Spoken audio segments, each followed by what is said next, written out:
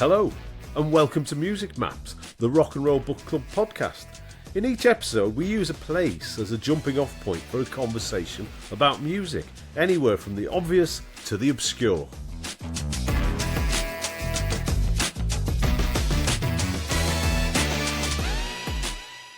Welcome to Music Maps, and our guest is Don Letts, and we're here to talk to Don about some of the episodes in his fabulous memoir, There and Black Again, published through Omnibus. For those of you who don't know, and I can't imagine anyone listening here doesn't know what Don Letts is, Renaissance man, filmmaker, musician, DJ, broadcaster, social commentator. And somewhat of a dick. We disagree with that. That has been some of our best live events that we've done.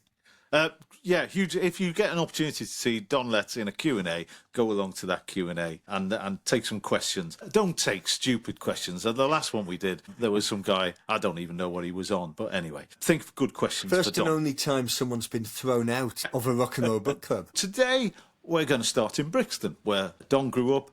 Don, what music were you hearing around the house and the local area when you were a kid? Well, obviously my parents are from Jamaica, and so there's all the emerging sounds that were just changing from sort of ska and rocksteady into reggae. You know, we're talking about Prince, Buster, Toots and the Maytals. And funnily enough, old Jamaicans love country and western too. So there's a bit of country and western, and they love the old crooners, people like Nat King Cole and Jim Reeves. So that's what my parents were listening to. Your dad was a DJ, wasn't he? No, he had a little sound... selector. He had a little sound system that he'd play after church service on a Sunday, but he wasn't playing in, like, dark basements and smoking weed. It wasn't like that. It was a much more austere affair.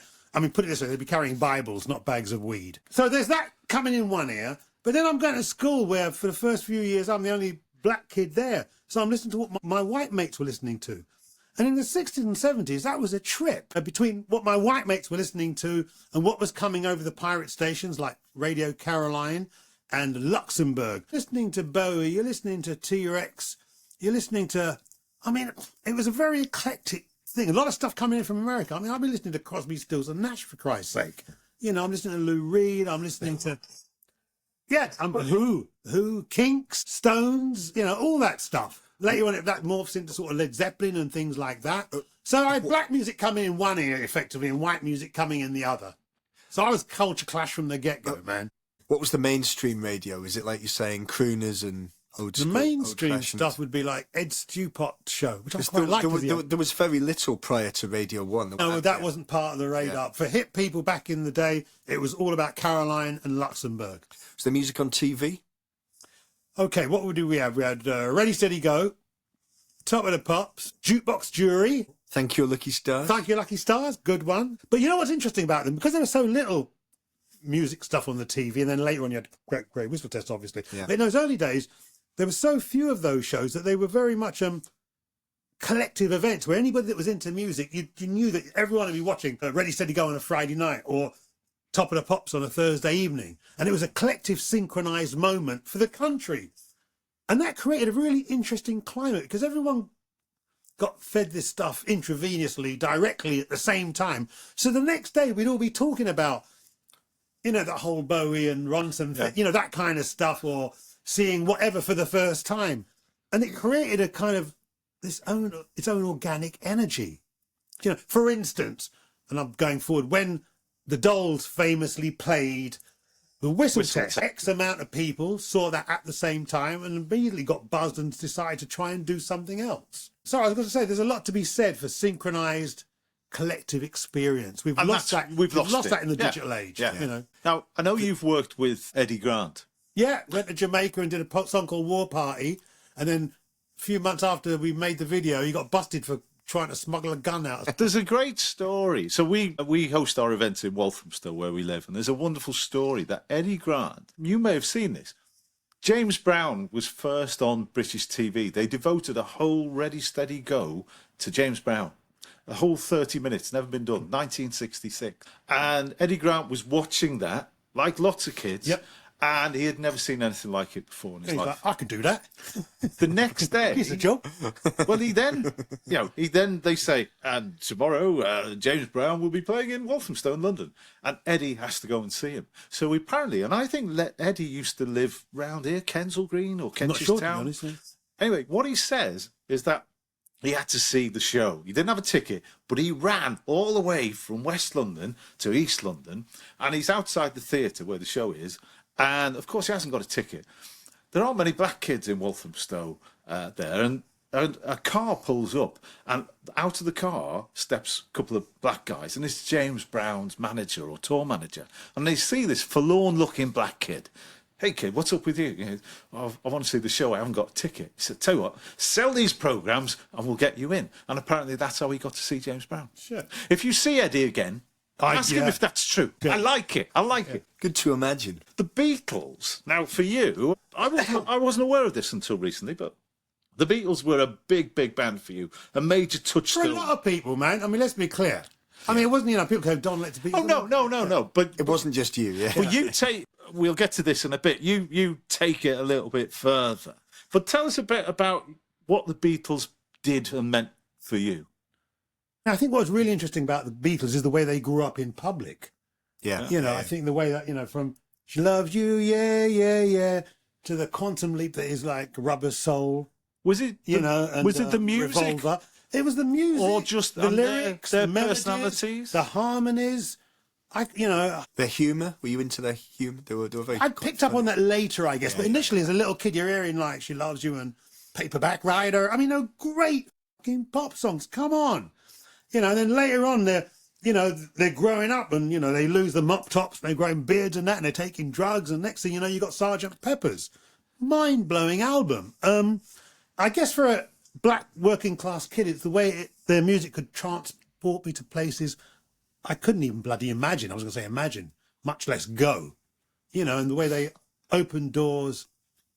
Yeah. And they're kind of smuggling things in to the mainstream, aren't they? And also they cross class and genre, man. I mean, they were so cool. And people don't realise it. I mean, in that first album, they're all covers of black artists. Yeah. And then they got, that respect was paid back to them. You got Ella Fitzgerald and all kinds of people covering their songs. In Jamaica, there's a whole industry of people doing Beatles songs. Yeah. Right. Black people loved them, man. What did your parents think of them? I don't remember them being mad Beatles fan, but I tell you that their songs just, Let It Be, for instance, and Lady Madonna. I remember my parents digging all that stuff. Yeah. They had a way of just resonating with them cross genre, class. I mean, they're a trip. I remember George Clinton sitting down telling me the first time he heard Sergeant Pepper's, and he said his mind was absolutely blown. And then if you don't want to get deep and break down the actual creativity of each individual artist.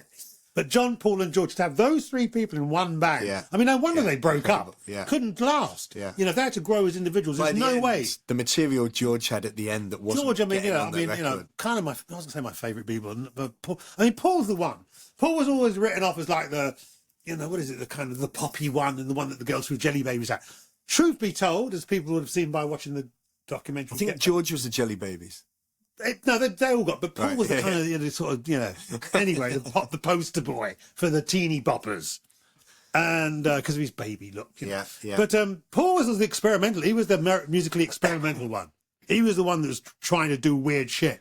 I think the older you get, the more you appreciate Paul. Yeah, I mean, I got anyway. to make a film with him about 3 or 5 years ago. I made a film with him, and my mind was absolutely blown. The dude's so cool.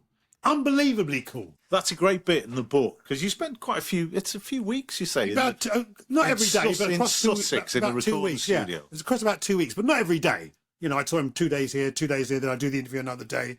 But it was, I tell you, what was brilliant is sitting down. I remember sitting down and interviewing him, and I'm looking in his eyes, and inside I'm kind of crying because I remembered the kind of musical journey he set me on to enable me to be the person I became, and be sitting in front of him and filming him. Do you know what I mean? It was part of sort of this ongoing dynamic that music facilitates, or it can. I think people forget that. It's also about being all you can be.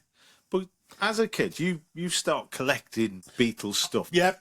I did acquire the second largest collection of Beatles memorabilia. It raises the question, who had the biggest collection? A guy called Steph Rayner at that time. Oh, and you who I knew. sold your stuff To him, to Oh, Steph. Okay, I didn't know. But you know what's funny? I'll tell you how that happened. I remember this Italian magazine came to interview me at Acme Attraction. Yeah. L'Uomo Vogue. Yeah. That's the magazine. And they wanted to interview me about this Beatles collection. But this is in 1976 and the punk rock thing's happening. And in the middle of the interview, I said, like, you know what? It's a load of bollocks. The only thing that matters is the music. And the next day, I got rid of the lot. Not the music, but all the bullshit. You know, the stuff that was about taking your money, you know. And never regret. Well, the only thing I did regret is I swapped it with Steph, and I swapped it for a big fuck-off American car that kept getting pulled up by the old billion. And I had to get rid of that. And ended up getting a Morris Minor instead. I wanted to ask Probably Simon. somebody's got, subs. I want to ask Simon probably if he can remember the registration number of his first car. I can, yeah. Guess what? I can't remember the registration of any car I've ever had. No, I can't. You used to hang outside the Beatles. I was what you call an apple scruff, and I'd hang out So Savile Row. on the weekend, obviously, and in the hope of seeing my heroes, as they were then, undeniable. Never happened. Got to say, never happened. How But strict was the security?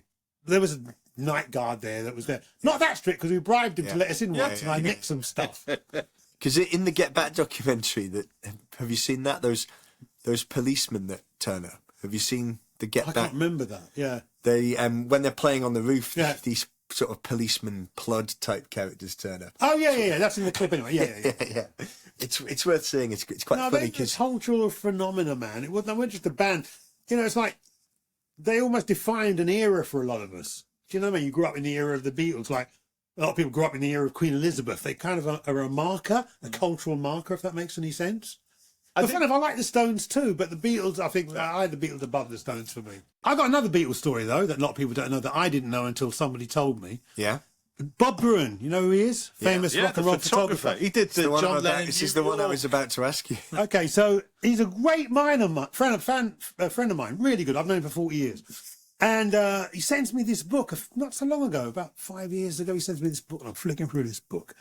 And he's talking about the night John gets shot. And I'm reading it, and then I saw my name as I'm flicking through it. I'm like, what? That's how I start to read this. Anyway, turns out, and I do remember this, Bob was a really good friend of John's. One of his closest friends in New York. And John wanted to make a music video, asked Bob if he had any ideas. Bob said, I've got a friend called Don Lett. Why don't you look at his show reel? Gives John my show reel and says, look, why don't you watch it tonight? And if you watch it and you like it, leave it downstairs with the doorman in the Dakota building. And he gives John my video. Fortunately, that night or whenever John gets shot, Bob goes to the Dakota building to see what the hell's going on because he's his friend and he's a photographer anyway. And the place is surrounded by people. He can't get anywhere near the door. And he remembers, I gave John that video, Don's video. I wonder if he's left it with the doorman. And he hustles his way through the crowd, gets to the doorman. He says, look, I know this is a really bad time, but I think John might have left something for me. And sure enough, he'd left my music video. Wow. You know, it's my a show reel, should I say. Amazing. And Absolutely 6 amazing. degrees of separation, you know. It's a nice thought, isn't it, that John's sadly last few moments, but would maybe enjoyed watching your work, you know? I don't know about enjoyed, but he definitely watched it. He definitely watched it. It was the night before he got shot, unfortunately. You know, the point is, I don't know, what is it? Kismet and all this stuff is what I'm really getting at. The 6 degrees of separation, how things can align sometimes. Into 1968 comes this early awareness of reggae. Was Trojan Records largely responsible? Absolutely. I mean, don't forget, before Trojan, you'd had that hit with Millie Small. I can't remember how many years before. 5 or 6 years before. She had My Boy Lollipop. Yeah. But there was no real follow through. It almost had a novelty aspect to it. It wasn't until Trojan came along with their first chart hit, which was Tony Tribe's Red, Red Wine. Cover of a Neil Sedaka song, actually. But actually, that was a big hit and charted. And then once that charted and they launched the label, they had a record in the chart practically every month till about 1973, 74. We're talking like Ken Booth. We're talking about double barrel, all this kind of stuff. The Israelites, all this kind of stuff. And yeah, that was the alternative soundtrack to what was happening in 68, because obviously you had the whole hippie explosion going on. But we were that much younger than, we were like 12, 13, 14. So all the hippies and that were listening to one soundtrack. But for white working class kids, it was reggae, man. Over Christmas, Channel 4 showed, or it might have been Sky actually, the Trojan record story, which came out, the documentary came out about a year or two ago. You're on that, along with a load of other people. And I'd recommend, if anybody's interested in this, and you should be, because I think it was well done, because they play all those great records. I mean, Trojan basically sowed the seeds for this country's love affair with Jamaican music. Undeniable. Yeah. Undeniable. What about the compilation albums? Which ones? The Trojan, one of the million. The early Trojan compilations. What, Tighten Up Volume 2? Were they? Listen, man, if you didn't have that, you weren't down. I'm telling you, every household had that. And the other big record they had was John Holt's 1,000 Volts of Holt. Oh man! But the Tighten Up, and also it was value for money. That was the other good thing. I can't remember, they were like 17 and 6 or something, and they were collections of singles. So every track's a killer. And the other one in the 70s was the Motown Chartbusters. That was that was a great one. The one with the silver burst. Yeah. Oh man. Yeah, we had that on a cassette in our car when I was a kid. Look better on an album. Yeah. So July the 18th, 1975. Now that's a date because that Patti Smith? No, go on. It's Bob Marley and the Wailers. Bob Marley hits the Lyceum, and I've obviously got to be there. And I see him do his thing, which was like a religious experience. I shit you not. And after the show, I was so hyped up that I got in my car and I followed his coach with the band back to their hotel and basically hustled my way into the hotel with the band and sort of the Rasta elders that had come to pay respect. So this is after the gig? After the gig, the same night. And then, cut to, we're in Bob's living room. And I remember him sat at a table in the middle of the room, and he was talking to, they call Rasta, we call it reasoning. And he was reasoning with the kind of UK dreads that had come to big him up. And he was reasoning with them and smoking all their herb. And, that continued for a few hours. And then it got to about 3 a.m, where he'd out-reasoned and out-smoked everybody. And he looks around the room and he sees me sitting in the corner with my little baby dreads and a pathetic little bag of weed. And I get summoned to the table, whereupon he proceeds to finish off my weed. But it was really good weed. Seriously, because I made an impression on the dude. Because basically, he then introduced me to a girl called Denise Mills, who worked for Island Records, and made sure that we stayed in touch. And to be honest, I used to get weed for him. I wasn't a dealer, but it was a means to get me through my, again, then hero's front door. So, I used to sell Bob herb. I mean, me and a load of other people, it has to be said, but, obviously, I mean, Bob's a major part of my life. I mean, like I say, I walked out a changed man, and he is undoubtedly, one of the things that helped me be who I am today. Well, you say in the book, I mean, in the early hours, you kind of leave the hotel or whatever, and you have to go to work in Acme. Yeah. And I think you say people that day heard a lot of Bob. Yeah. Both on record. And then when he came back in 77 after being shot in Jamaica, he ends up staying in Oakley Street, which was literally around the corner from Acme Attractions.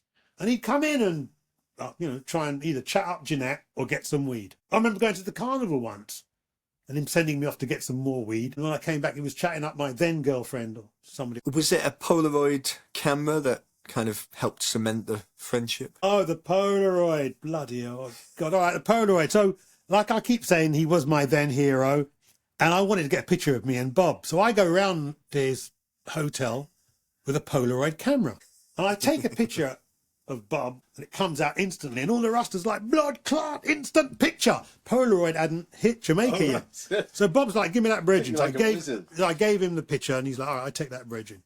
And then Family Man's like, give me a picture with Bob. So I take a picture of my Polaroid of Family Man and Bob. And he's like, give me that bridging. Next thing I know, every band member and everyone else hanging out had a picture with Bob, and I'd run out of Polaroids. I didn't have a picture of me and Bob. So I run round to the chemist round the corner, buy another packet of Polaroid. These things are bloody expensive, man.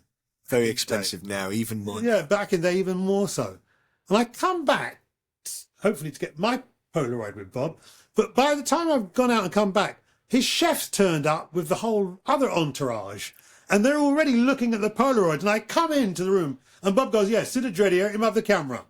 And then I had to proceed and take all their pictures. So 2 packs of film, and I still ain't got my picture. 3rd pack of film, after running around to the corner shop, I got my picture. There it is. There it is. It's on the wall. We will try and adorns the put a back of the photo of paperback. this. We'll try and post a photo of this. It's on the wall where we are. That suit's very sharp, Don. Acme Attractions. Was that Acme Attractions. It's lovely, that. Yeah. Although yeah. it's not quite raster, is it? No, It's more mod. I'm a different dread. I'm the rebel dread. That's why Bob took a shine to me. He could see I wasn't like everybody else. In fact, our last encounter in 77, as I said, he was staying in the King's Road, Chelsea, and all the whole punk rock thing's happening. And I go round to collect some money that the dude owes me. He always owed me money. And I'm wearing punk rock. I'm wearing bondage trousers. And I walk in and Bob looks at me like, "Don't let you look like one of them nasty blood clot punk rockers. You look like a mountaineer." Basically, he said, "Don't let you look like a nasty punk rocker. You look like a mountaineer." The thing is that he'd been reading the tabloid press and got a very negative idea of what punk was about. And I stood my ground. And don't forget, I was like Baby Dread then. I was like 19 or something. I'm like, "Oh, yo, Bob, these are my friends you're talking about. And you're wrong, brethren. You know, we're like-minded rebels." He's like, "Yeah, get the hell out of here, Dunlets." And I left with my tail between my legs. But about 3 months later, a somewhat better informed Bob Marley was moved to write the song Punky Reggae Party because he found out what the scene was really about. Yeah. So I always thought I got the last laugh on that one, Bob. If you'd been there with a camera, you wouldn't. I never be able... filmed Bob Yeah. with my Super 8. I think that would have put like a thing between Yeah, us. you wouldn't have been able to build that same. I agree. Where would you, in this era, where would you have been buying your reggae records? Brixton. All in Brixton. All of Brixton. I don't know if Greensleeves was open in Shepherd's Bush by then, but it was Brixton or Daddy Cool's in Hanway Street. Right. That was a major reggae stop. Yeah. Daddy Cool's in Hanway Street. And that's in the West End. That's next to the Spanish bar, is it? Yeah, that's right. Absolutely West right. End DJ. Bradley's Spanish bar. Bradley's Spanish bar. Well, Daddy Cool used to be there. And that, if you weren't buying from the local shops in Brixton, that was the place to go. So when did you first start to visit the King's Road? Oh, that was easy. After I quit school, I was like, fuck that. I don't want to join British Telecom. What it was called back then, GPO, I think it was called back then. Now, Don Letts is a clever kid because you went to grammar school, I went didn't to you? grammar school, dude. You know, no, really. Yeah, it ain't just looks. Say clever kid. I mean, you know, but you passed your 11 plus. Yeah, but then I saw The Who in 1971, and I said, the A-levels and O-levels. No, literally. I remember I used to do really good at school. Where was the Who gig? The Who was in the Young Vic in Waterloo. You can look it up for 1971. Basically, I'm at school, grammar school, Archbishop Tennyson's by the Oval, cricket ground. And we're at school, and one day a rumour goes around the school. There's some band is playing at the Young Vic, and they need an audience. All right, well, okay, that sounds all right. We'll go and see some band playing, you know, at the Young Vic. Turns out it's the fucking Who.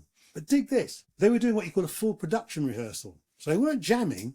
They did what they were going to do when they went out on the road. But in a room that big. Yeah, and it was for the upcoming album, Who's Next? Yeah. If you ain't got it, folks, you ain't living. Anyway, so I walk in, I'm like 14 years old. There's Townsend doing his windmill. There's a dry ice. There's the laser. Keith Moon's like not more than about 20 yards away from me. I see the whites of the motherfucker's eyes. And I walked out of there, a changed man. This is before the Bob Marley gig, it has to be said. This is 1971.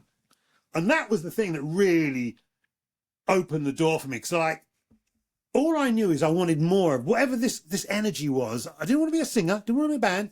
I just wanted more of whatever it was that was unfolding in front of me. And didn't know really where to go. And it was between that and seeing Bob that I became whole, I think. No, between that, Bob, and seeing the Pistols and the Clash, that kind of set Don Letts up. I was tooled up. I've seen The Who, 1971, and I'm just about to do my O-levels, I think it is. Yeah. Now, back in those days, you had to opt for certain subjects. Yeah. And I was really good at art and woodwork and everything with your hand and creative. My parents made me drop anything creative and said, no, black people, we're not artists. You know, bless them, that's what they understood. Yeah. You have to get a trade. So they made me take up chemistry, physics, and technical drawing. Things I hated. Unfortunately for them, they didn't know I'd just seen the goddamn Who. I go to school the next day, right? I'm sitting my chemistry exam. I write, a chemist I am not to be. That I clearly state. Because I've got a splitting headache and I cannot concentrate. And I just hand that in. few days later, I'm sitting down for technical drawing and I drew a nude woman and I wrote underneath, "Curves are better than straight lines." Handed that in. It was basically me rebelling and saying, fuck you. Yeah. And quit school, literally, and went to the King's Road, Chelsea, to seek my fortune. And that's when I bumped into Malcolm and things like that, and eventually ended up working at Attractions. Best move I ever made. But what's striking here is that in 1975, 1976, you could be on the dole. Lots of my mates were, yeah. You could be working in a shop, so fairly low-paid stuff, but still dress sharply, buy records, and go to gigs. I mean, yeah, but you've got to understand, you talk about sort of dress sharply and buy records and go to gigs. I mean, you know, for the working class, that was our currency, man. Yeah. You know, what we listened to and what we wore. And that's why we turned that into an art form and put so much time and energy into it. Because it's all we had. It was our way of finding, you know, our tribe and having any kind of status and expressing our sexuality, has to be said.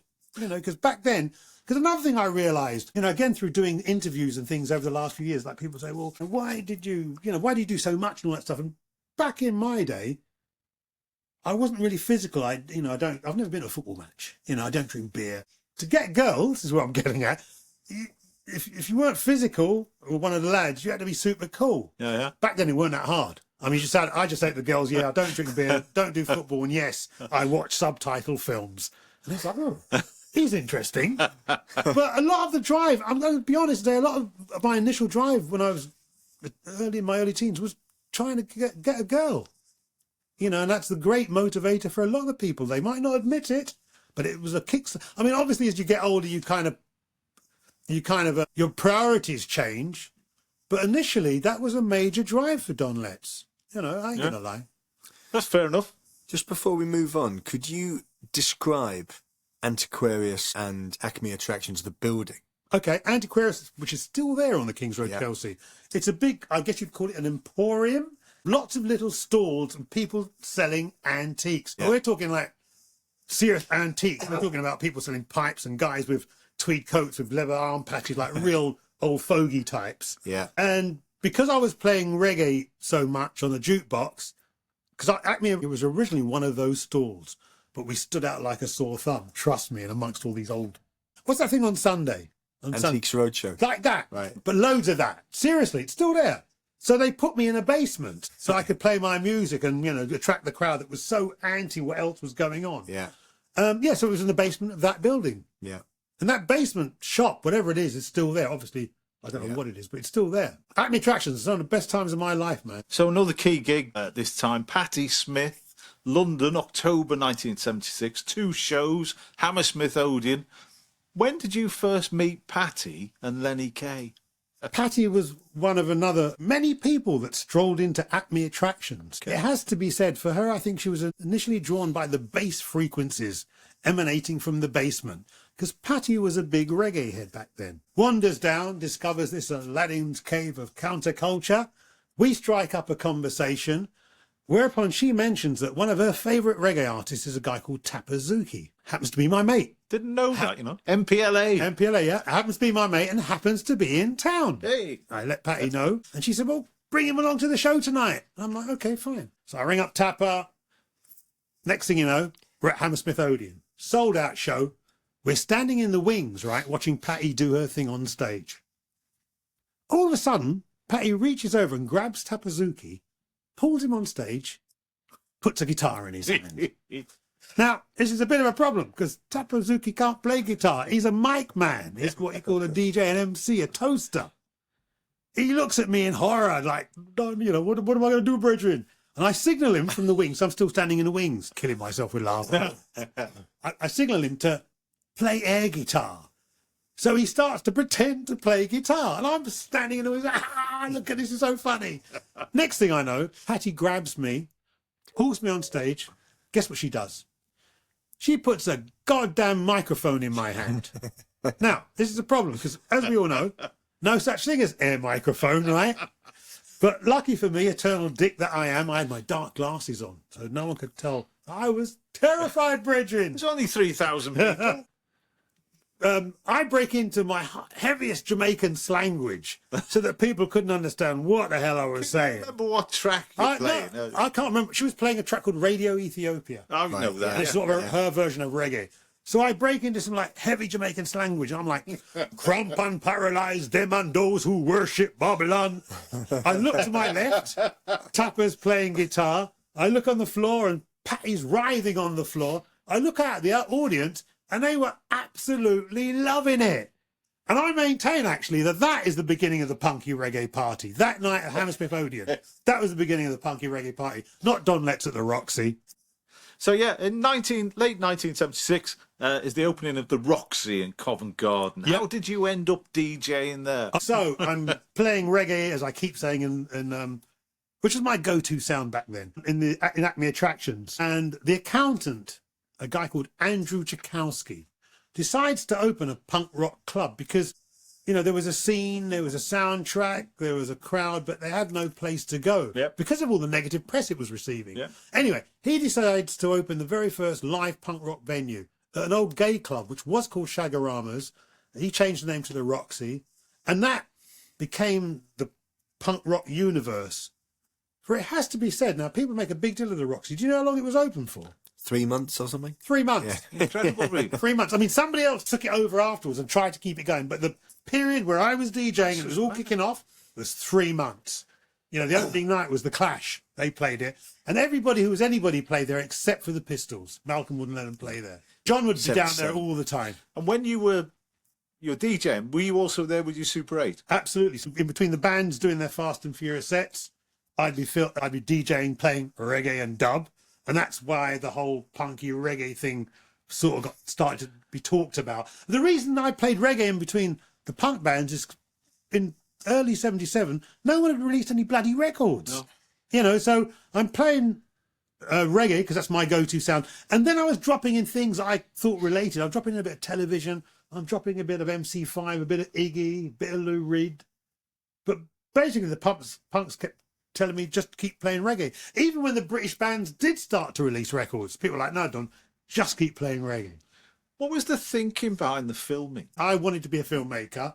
I'd seen a film 1971 called The Harder They Come, Jamaica's most famous film, it has to be said, folks, with a great soundtrack. There's a poster behind where I'm sitting, my word, for that very film. Yes, and I saw this film in 1971 and immediately thought, man, I'd like to express myself in a visual medium, which back in the early 70s for a young black man, ridiculous concept, you know, where there weren't any black filmmakers. It was an old white boys network, man. Fast forward to punk rock about 5 years later, and that with its whole DIY thing. And I'm like, well, hold on a minute. You know, do it yourself. Instead of picking up a guitar, I picked up a Super 8 camera and started to film the bands I liked. Then one day I read in the NME, Don Letts is making a punk rock movie. And I'm like, that's a bloody good idea. I'll call it a movie. And that's why the film's called the Punk Rock Movies, because that's what it said in the New Musical Express. And I stuck it all together and I showed it at the ICA. And that got my foot through the door. And then after that, Lydon asked me to make the first Public Image one. Clash asked me to make London Calling. I did all their videos. And then went on to do about 350 music videos. But it would have been impossible at that time to conceive just how valuable as an archive, a capture of this moment, that, because it's you, whoever's working for Janet Street. There's not many people doing this, are there? No, not at all. Tony Wilson in Manchester. It was a very expensive medium. Not that many people were interested. And don't forget, when I was filming, I was just filming the shit that was turning me on. Yeah. I had no idea it was going to be worth this or worth that, and you know, archive being that. I had no concept of archive, to be honest.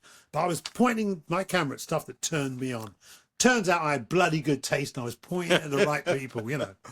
How important was the level of trust at the Roxy that you'd built personally to be able to get this footage? It was an organic thing, man. We were turning each other on through our respective cultures. And it's something you earned without it being spoken about. You know, we were mates, first of all. I mean, between the Roxy and Acme Attractions is where I really bonded with all the major players. I mean, I don't say all of them. I mean, fucking all of them. Yeah. Other than the people that came up from up north. Yeah. Everybody. Pistols, Clash, Subway Sex, Slits, Susie and the Banshees. I mean, then I ran out of ones I really liked. But, yeah, everybody who was anybody in the punk rock universe pass through Acme attractions, even the people from up north. I remember there's something in the new order book about them coming into the shop and trying to speak to me or something. I can't remember, but yeah. Presumably I was definitely in the right place at the right time. Presumably when the BBC and other people came to film. It's different. They'd be gurning to the camera and playing up to it. For me, they were just cool. When the BBC turned up, they turned into tabloid punk rockers. Except for The Clash. They always took it seriously. You mentioned Pill there for a second. So you'd previously made this trip to Jamaica with John Lydon. Yeah. How did this trip go? So John gets kicked out of the Pistols and he decides to escape the sort of media madness that was going on around all of that and goes with Richard Branson to Jamaica to help him start a reggae label called Frontline. And John was John doesn't just like reggae, he knows his shit. And Richard asked him along as an advisor. And John asked me along, because I was going to say Jamaican, sort of, but I was black and his mate, which is more the point. And I'd never been to Jamaica in my life. And that turned out to be to this day, the most amazing trip I've ever been on, because you've got to understand, in fact, I'd been to Greece once before that with Jeanette, but this was the first time I'd been on a major journey. First time I'm going to the land of my parents. Yeah. First time I'm going to the land of this music that's been buzzing me since I was a kid. And I'm going with one of the richest men in the UK, and John Lydon. I don't know, can you imagine if you were let's say you were into Motown, and you went to some hotel, and all of a sudden every single solitary person on the Motown turned up, right? And you're hanging on for 2 weeks. Well, it was the Jamaican equivalent of that, because basically we landed in Kingston. Richard brought out the whole of the first floor of what was then the Sheraton and set out this vibe around the island. It was like the jungle drums were like, rich white man signing up reggae artists. Because over the next 2 weeks, everybody who was anybody except Burning Spear, Bob Marley, Bunny Wailer and Peter Tosh, other than those four, everybody who was anybody in the scene turned up to try and get a deal. Doesn't happen too often. So me and John would be sitting by the pool, and there'd be the Amazons, Dr. Alamantado, Gladiators, Lee Scratch Perry, I Roy, You Roy, all there at the same goddamn time. You understand, these are names that I'd only seen on record labels before. It was fucking mind-blowing. And then there's situations where somebody from Virgin says, wouldn't it be great to have a reggae version of some Pistol songs? And I find myself in the studio, me and John are in a studio full of smoke with Lee Scratch Perry, and they're trying to do reggae versions of, what was it? Holiday in the Sun and No Fun, I think. I can't remember what they were, but they did, never got released. But amazing, beyond, honestly. And then you mentioned, obviously, your first video was Pill. Yeah. Tell us about your involvement with Pill. Me and John were close. For a while, we were very close. He used to come and visit me at my flat in Forest Hill, even the one before that in Stockwell. And it was through our mutual love of Jamaican music, that we became that tight. And also, I was interested in the stuff that he was into, like Tangerine Dream and Can and all this avant-garde stuff that I wasn't really hip to. Yeah. And he was the one that hit me to all that stuff. No, there was a lot of late night dub sessions, smoking herb and reasoning with John, either in Stockwell and Forest Hill, which were two of my previous haunts. And then when he moved to Gunter Grove, a lot of late night sessions there with John. But and again, another brother I owe big time. Took me to Jamaica for the first time, man. Right, Mark, as usual, 3 true or false questions. You decide if these are true or if I've made them up or not. The Clash have never had a #1 album. I think that rings true.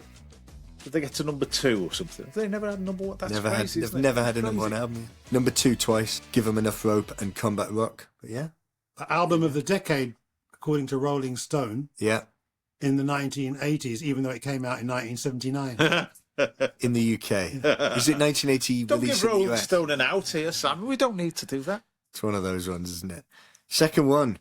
Don and myself have both lived, separately obviously, on Bassett Road, W10, Ladbroke Grove. I can imagine Don being there. That was you? I'd say yes if you know that information. That's how he knows. He'd say yes. Yeah. Has was to in be. the You'd never make a cop, would you, a It detective? was in the book and it jumped out a mile, Bassett Road, because I lived there 2006 to 2008. And when it came up in the book, I was like, what are the odds of that being mentioned in the book? And when was Don there? When were you in Bassett Road? God, I can't really remember. 25 years before this. And I was there for about 10 years before. I can't remember. My brain's fried. You might have lived on the same time as me. Who Right. knows? Gillian Anderson from The X-Files lived there when I was there. There we go. It's I like never- Stella Street. Never saw her once. I lived there 30 years ago. So 90s. Yeah. For how long? About 10 years. Yeah, you might have just left by the time I arrived then, but it made me... thought it was quite an unusual one to see a street I lived on come up in a book. Yeah, I can see why you'd Yeah, fairly hone in unusual. on that. Yeah. The Rock the Casbah video features not only Joe, Mick, Paul and Topper, but also an armadillo. I'll have to pull you up on that. Topper had left the band by then. It's Terry Chimes in the video. Yeah. I'm going to say yes to the armadillo with that. Yeah, Yeah, true. it's got an armadillo in. Have Why you? did you decide to use an armadillo? That's Hitchcock's MacGuffin. Because I could, and I thought they were cute. And literally, it's a Hitchcock MacGuffin. Fantastic! I didn't know. Yes. And it's the emblem of Texas, you know. Mind you, the oil rig gives the location away too. Apologies to Terry Chimes for getting that one wrong. It Currently a was, chiropractor, I believe, up in our way. Been for a long time. Yeah. Been for a long time. It was late last night when I was getting this finished. So yeah, that one's on me, I'm afraid, for getting my chronology of Well, I'm Clash glad drummers wrong. I'm glad Don was here to correct us. Each episode we each recommend something we like, something you've recently discovered, something you've liked for a long time. Mark? My recommendation is Sleng Teng. The rhythm. It's the 40th anniversary, 1985. Right, now I'm going to give you a task. Go with it, Don. Dig out the history of where that comes from, and it'll blow your mind. Well, I think I know a little Go on, bit about go on. this. So Casio, the Casio MT41. Yeah. Good, that's on there. It's programmed on there, but who did it? It's a Japanese lady. It was into reggae. He's got it, folks. I've forgotten her name. It's the preset Rock and Roll 2. Yeah. There are many people have tried to find out what this was originally based on. Some say Eddie Cochran. It came out of the mind of a young Japanese fan. Yeah. But Reggae it's fan. a cheapy Casio keyboard. It's in a studio owned by King Jammy. Prince Jammy? That's it, King yeah, Jammy. yeah. King, Who's Prince then, yeah. Prince Jammy in Jamaica in 1985. There's another guy there, Noel, forgotten his name, just messing around with this, and they put this preset, and it goes dun dun dun dun dun dun dun dun dun dun dun. Yeah, and that was it. The rest is history. Recording a track with Wayne Smith, which is called Under My Sleng Teng, and then for the next year, 18 months, every record from the island of Jamaica has got this rhythm on it. And anyway, it's the was a game 40th changer. anniversary. There's one. A few years back, Don, on your Radio 6 programme, you used to have a trailer for each show, and you had a Sleng Teng track on the back, and I'd never heard it before, and I don't know what it is, and you obviously won't know what it is because not there's now. 100 million of them. But anyway, 40th anniversary of Sleng Teng, that's my That's a recommendation. very good one. I'll go next. The Bob Dylan film, A Complete Unknown. Really liked it. Thought it was great. You seen it? You seen I it, Dom? haven't, but now you've given. I was just going to. Yeah, I was sitting there because I don't like much. I'm kind of that age now. I'm really hard to impress, guys. But you know what I rediscovered the other day was South Park. Right. And I'm telling you, in a world so woke you can't make a goddamn joke, it was really refreshing because all I want in the 21st century is some fucking honesty. And don't bleep that out. Just give me the goddamn truth. And they're pretty close to the bone. If you want a real new discovery that I made that I can highly recommend, the Kneecap film. Yeah, seen it. He's seen it. Yeah. Brilliant. I can't believe that's the band in the film. I mean, the music's great anyway. Yeah. But then that's the band in the film. I've been check planning back. to watch it for weeks, Oh, so I'm man. really looking forward to I seeing had to it. check back because I thought, hang on, is this the band? And it is. And they're playing against Michael Fassbender. Well, the minute I saw his face, I'm like, hold on a minute. He's like this ain't the proper. normal music bio. What the hell's going on here? So he's in there. But then the school teacher. I mean, there was no way in a million years. Because I've played their music on my show, but I didn't know the band's makeup. It's a trio of guys from Belfast, folks, if you don't know. And it's kind of, it's kind of a punk rock. It's hip-hop punk rock. It's really radical. And they talk the truth, which I think that's the thing that really appealed to me. It's all about their truth. Yeah. And anyway, saw this music film the other day. It's a drama called Kneecap, and it's highly recommended. What did I see it on? It's on Amazon Prime, I I think. think it's on Amazon Prime. so. I did go to the cinema last year to see it, but it is streaming, and it could well be in with a chance for an Oscar. Yeah, really refreshing. Have you seen the Dylan film, Mark? I have. I saw it. Like it? I thought it was fantastic. So Yeah, I'm not a big Bobster, right? I don't really know much. You're not a about Bob. Dylanologist. I'm not. But every Dylan album, from the first album up to Blood and the Tracks, or is it Self-Portrait? And the other day, funny enough, I was thinking, why did I stop listening to Bob around Blood and the Tracks? And I looked at the dates. 75. Punk rock. Punk rock happened, man. Some of his more recent albums are fantastic. You know what I love on Rough and Rowdy Ways? I Contain Multitudes. Yeah. Rebel Dread, Rebecca. I tell you, that tune hits me to the core, man. I went to see him play the other day at the Albert Hall. Any good? Big mistake. He I don't know why. I'm like, no disrespect, but the thing I love, I love about him. He's so contrary. Yeah. No, I tell you what, really seeing that gig up is that 3 nights before I went to the Roundhouse and saw Amel and the Sniffers. Somewhat of a contrast, but I couldn't understand a word he was saying, and the versions of the songs were unrecognisable. Some people thought it was mind blowing. For me, it felt like a wake for rock and roll. Even the presentation was kind of weird. They were set back from the stage. There was a space front spotlit, like somebody should be there, i.e. Bob. But he wasn't. He was sat back with the band. The last time I saw him, he was stood off to the side on a piano, facing away from the audience. Yeah, no, he was like part of the backing band. I tell you what I got off on was the quality of the band playing. I got into the musicality of it. Yeah. But yeah. Well, but but true sign of genius, inconsistency, and the man definitely, And this is one of the themes of A Complete Unknown. Hats off to Ed Norton for his Pete Seeger I think it personalisation. really authentically took you to the 60s, early 60s. It's worth watching. That's it. So that's our fourth recommendation. It's a nice looking film, yeah. So all that remains is for us to say a massive thank you to Don Letts for inviting us into his home and for sharing some of these stories that to Don perhaps are a little bit well worn, but hopefully to you No, listeners. it's all, like I say, I mean, I have a whole history because that 70s period set me up for everything I've done in the last 40 years. Well, we'd love to come back and we'd love to talk to you about We'd love to do VAB. Big Audio Dynamite in the future, or Musical- focus on films or music videos. Great. It's incredible. Things I'm most proud of.